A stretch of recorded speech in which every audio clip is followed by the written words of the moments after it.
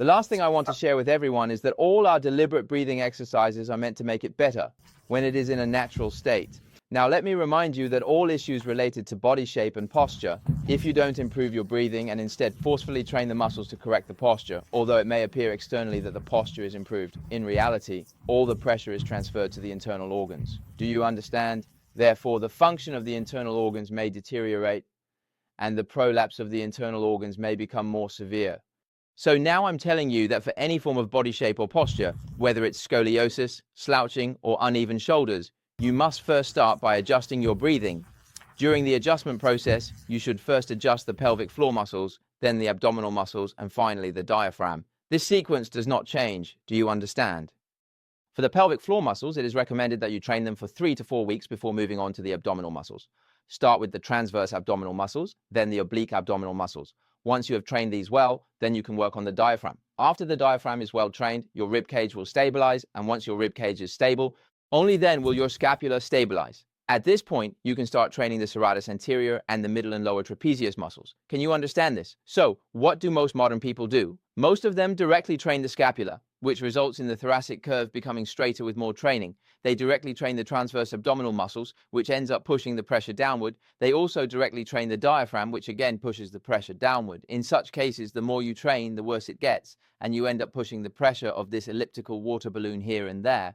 This kind of situation will occur. You can use all the methods you originally had for training the pelvic floor muscles, but what I'm telling you now is to adjust the order. You can use all the methods for training the transverse abdominal muscles, but it must be based on controlling the pelvic floor muscles first before you train the transverse abdominal muscles. From now on, if you want to improve these issues, you should first stop all the excessive movements that cause the thoracic spine to extend.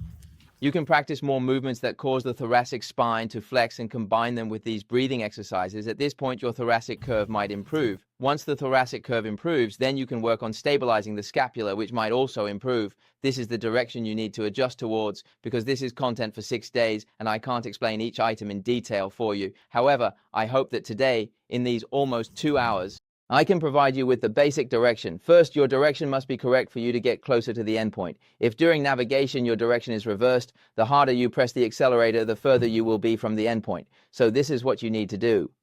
So what do you need to do next? Next, whether you are doing yoga or Pilates, you should modify the existing set of movements to make them more suitable for modern people. I am not teaching this class to overthrow yoga or Pilates, but to help you understand your members. It is about which movements in yoga or Pilates are suitable. Whether it's yoga or Pilates, there are a lot of movements. You will find that some movements cause thoracic flexion, while others cause thoracic extension. Based on this, and with the professional knowledge you now have, you just need to choose what suits your members. Therefore, since yoga has existed for thousands of years and Pilates for over 100 years, their existence is justified and valuable. You don't need to single-handedly overthrow the entire martial arts world. Just improve the movements within the existing knowledge system. This way, it will be more suitable for you and your members, allowing you to better help them. Although someone may lose weight, they might develop hemorrhoids. Although they lose weight, they might experience pain or previous pain. You might not understand it only knowing where they feel pain. Now you understand the underlying reasons, so you can fundamentally solve their problems. Okay, that's all I can share with you for now. If you have time, you can also learn more. You can look up some information. Then you can verify whether what I said is correct. You can try the methods I taught, do it yourself, and see if they are effective. If you have any questions, I can still give you 3 questions to ask. Using the diaphragm to lift it up.